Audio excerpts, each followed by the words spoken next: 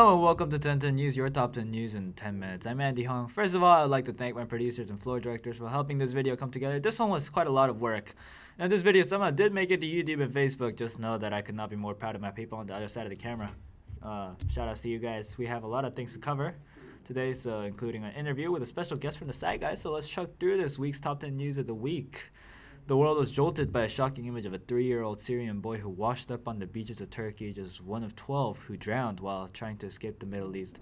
Somewhat similar in impact to the famous picture of children running from a napalm strike in the Vietnam War, the global community could finally witness the horrific tragedy that is the European refugee migration crisis. Austria and Germany have decided to open its borders to the thousands of men, women, and children who had escaped the war and poverty in the Middle East.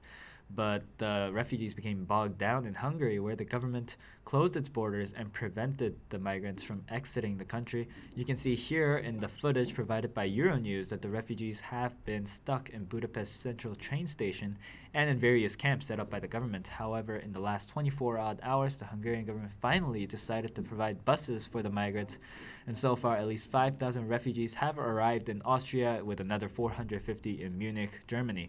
Both Austria and Germany are expecting around 10,000 refugees to arrive in the near future and have been preparing food, drink, and any necessary medical care. Locals also came out to hand out food and water to the migrants in train stations and along the roads in a touching gesture of humanity. And as I reported last week, the only way to make sure that this crisis ends is to make sure that the Middle East and North Africa, the source of most of the refugees, become stable again. But now we know that there are two new players in the Syrian civil war. Turkey, which officially conducted missions as a member of the American coalition last week, and two, Russia, which had suspicions confirmed that it too has been militarily involved in the conflict.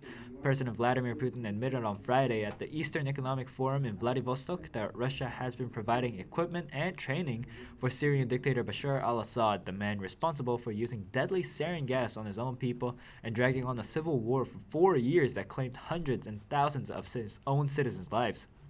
Russia is protective of Assad's regime as it provides the Russian Navy with a Mediterranean port. As a result, Putin's reasoning is to side with Assad along with the West to defeat ISIS, which obviously goes against the Western government's agenda to make sure Assad steps down. Latest U.S. intelligence reports show Russian air traffic control towers and housing units at an airstrip near the port of Latakia. Bad news, because the last thing we need in Syria is a proxy war between the United States and Russia. And Syria isn't the only nation torn by war in the United States. War in the Middle East. I'm sure nobody wants war in the United States. I'm sure most of you have forgotten about the civil war happening in Yemen between the incumbent regime and Houthi rebels. Saudi Arabia and the United Arab Emirates have been keeping up a military presence to keep the president in power, but now the UAE is launching a fresh wave of airstrikes a day after the Houthi rebels killed 45 Emirati, 10 Saudi, and 5 Bahraini soldiers in a deadly missile strike. The footage is of the last bout of airstrikes conducted by the UAE. UN figures estimate that around 4,500 people, more than 2,000 of whom civilians, have been killed in the fighting so far. Now, Iman al-Obeidi, a Libyan woman who became one of the symbols for the Libyan revolution against then-dictator Muammar Gaddafi, was arrested and sentenced to 6 years in prison in Colorado for assaulting 2 women in a bar last year. She became world famous in March 2011 when she burst into the Rixos Hotel in Tripoli and told foreign journalists that she had been raped and tortured by Gaddafi's soldiers, defying Libya's social stigma on rape as well as the dictator, and thus winning political asylum in the United States through Clinton's State Department. However, when she settled in Colorado, al-Obeidi led a life abandoned with a sense of entitlement, not showing up to job interviews, abusing alcohol, and being arrested for disorderly conduct. The 6 years is still lenient, actually. She faced a maximum of 16 years, but the court did not pursue the maximum punishment after considering her past as a traumatized refugee. Let's just hope that this isolated case doesn't serve as an excuse to refuse help to the vast majority of law-abiding refugees and migrants around the world today, especially in Europe. Another person spending the night behind bars tonight is Kim Davis, a Kentucky clerk who denied homosexual couples a constitutional right to get a marriage license in the name of Christianity and eventually was jailed for contempt of the court despite being given multiple opportunities to yield to the Constitution. U.S. District Judge David Bunning ordered that Davis will not be released until she chooses to follow the law of the land, and Davis promptly replied that she'll never betray God. There have been protests supporting both sides of the debate happening daily ever since this whole situation began, and I feel terrible that it had to come to jail time because, to be honest, it's tragic that this is happening at all in this country. Because 1, the United States was built on fundamental division of church and state. 2, Davis is so insistent on denying gay rights in the name of Christianity, but married 4 times, which is also forbidden in the Bible. And 3, I wish Davis and her supporters would know how they're going to go down in history as bigots who cherry-pick the parts about their religions that they liked and use it to hate other human beings. Well, at least they're going to be played by really famous actors as the bad guys in some award-winning movie about gay rights in the next 30 or 40 years. Meanwhile, 3 people who should be being punished by the law are still on the run as the manhunt for the suspects who killed popular Illinois cop Charles Joseph Glinowitz continues. The investigators are looking into a new video that could shed new light on the identities of the cop killers. Prior to the video, the only information we had on the suspect was, according to CBS, the vague one that came from the officer who told dispatchers he was pursuing 3 suspicious men, 2 white, 1 black, moments before he was shot. The recent shootings against cops have sparked new clashes between the Black Lives Matter and the All Lives Matter movements, which I know is a controversial topic that needs attention, but for now, I think the attention should be on finding the murderers and bringing them to justice. In Reunion Island, French investigators have confirmed that the pieces of aircraft debris found on the island do indeed belong to MH370, the Malaysian Air Boeing 777 passenger jet that disappeared in March 2014. It was pretty easy to confirm that the flapper was a part of the Boeing 777, and that narrowed down the possibility of what airline the plane belonged to, since only 5 777s have crashed since it first entered commercial service in 1995.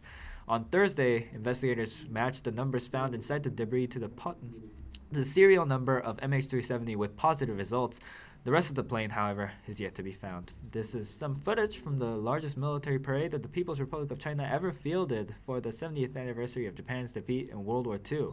The parade featured new weapon systems that had many military analysts on edge, but do you see a difference from normal Beijing in that video? No? Maybe this picture will help. Yes, the Communist Party managed to clear the skies over Beijing by, according to CNN, shutting down hundreds of factories and banning half of its 5 million registered cars from getting on the streets since late August. The air became so clean that by the day of the parade, the Air Quality Index, or AQI, was a clean and crisp 17 out of 500. But not even 24 hours had passed after the parade ended when the smog settled back in. Come on, guys. You guys can do better than that. Across the sea in Japan, the government permanently lifted an evacuation order for the small town of Naraha, where all 7,400 residents were evacuated after the Fukushima Daiichi nuclear disaster following the cataclysmic earthquake and tsunami in 2011 that killed 16,000. Sadly, years of decontamination work was still not enough to convince traumatized former residents to return, and only a fraction have settled back in. A survey cited by the BBC reported that only 46% hope to return. We all hope that Japan has a speedy recovery from its tragedy. Finally, for this week's Science News, we have some interesting developments in biology, for which we'll turn to our expert Stephen Zoe from the science blog Sci-Guys. Roll the transition, PD. Here we have our guest for tonight, Stephen Zoe from the Sci-Guys. Welcome, Stephen. Hey. So I understand Sci-Guys is a completely student-run blog. So this science blog, whose idea was it and why? So I started this blog with my friend Aditya, and it started out as just like a 2-man group to, sort of vent out on our sciencey brains. But eventually it sort of blossomed into a whole board of writers, and yeah, we basically just try to post daily about science topics, science news, those types of stuff. So yeah, I've read a lot of your articles. The one about the supermoon, the 3D printing, the 3D printing about food, the link Foodini. that you posted. Yeah, that was something else.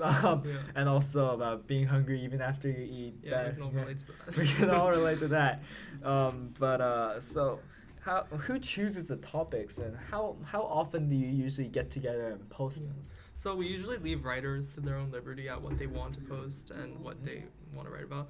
So, we post weekly, but we try posting daily, even though it usually doesn't work out, as you can tell. Yeah. So.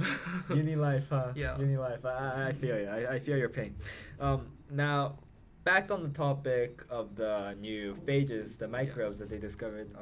So microbes are everywhere. They're part of our daily lives. Billions of them everywhere. Billions of them. Yeah. So what makes this new discovery and the method they use significant to the scientific community? I mean, they happen every day, right? Yeah, so Bacteria have predators called bacteriophages, and what they do is they just eat all the bacteria. So, what scientists are really interested in learning more about these bacteriophages. So, what they usually do is they culture them and try growing as much as they can. But the issue with that is the bacteriophages are really sensitive to their environments. It's really hard to actually culture enough bacteria. So, scientists at Ohio State University, instead of like wasting their time trying to culture these bacteriophages, instead they sequence their genome, which provides them more information, and in general they can find more types of bacteriophages in a shorter amount of time. So the article called the process metagenomics. Yeah. So any possible applications in the near future for such methods to find the new phages and microbes?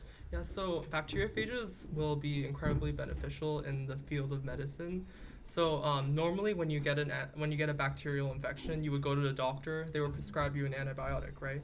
But antibiotics are a double-edged sword. They kill all of the bad bacteria. That's true, but they also take out all of the good bacteria in your body as well. Which that's what leads to all the bad side effects you hear about antibiotics. So if you use unlike antibiotics, bacteriophages, they'll kill all of the bad bacteria in your body, but it'll leave the good bacteria behind. So what you basically have is an antibiotic without the bad side effects that they bring. I see. So we always hear about people getting loaded up with antibiotics. Yeah. Every time they get sick, it's like, oh, I went to the doctor and got pumped with antibiotics the other day. So these phages that you talked about, the bacteriophages, certainly have their benefits. So do you think antibiotics will be completely replaced by the bacteriophages someday? Yeah, or? hopefully, like in the future, if there's enough research being done on it, it'll totally replace antibiotics because honestly, they perform the same function, they work the same way. It's just one has bad side effects and the other doesn't. I see. Also, another side effect of the antibiotics that we all know is they often lead to the creation of superbugs, or at least the scientific community has suspected that they cause it because they promote the evolution of stronger and stronger viruses and bacteria by killing off all the weaker ones. What do you think that the bacteriophages will also be under the risk of those kinds of activities? Well, there's always the possibility. I mean, they're killing all of the bad genes in the bacteria population, but you have to keep in mind that these aren't going to be something you can just pick up from the pharmacy. These are going to be prescribed by doctors on special occasions when you have like a bacterial infection. So in theory, yes, it could happen, but in reality, that's a very low possibility. It's not like hand sanitizer where you use it every single day. Well, that was very informative. I think you got a thing for this video. Why did you guys go video? I mean, be a vlogger instead of a blogger? We were going to start vlog. We originally start vlogging, but we felt like blogging would just be a better medium you guys are good at it, so also less Yeah. competition for us. Well, whenever we need a science expert, we'll make sure to hit you up. So this was Stephen Zoe from the Sci-Guys. The link to their blog will be posted in the description below and on the Facebook page, so make sure you check them out. So thank you for your time, Steve. Yep. And that was this week's Ten10. I'm Andy Hong. I know that was a bit long, but I hope you enjoyed the changes we got going on as much as I do. If you liked it, make sure to leave a like or a subscription on Facebook and YouTube. You guys go do that and enjoy your Labor Day weekend. Thanks for watching, and we'll be back next week with more of your top 10 news in 10 minutes. Stay educated.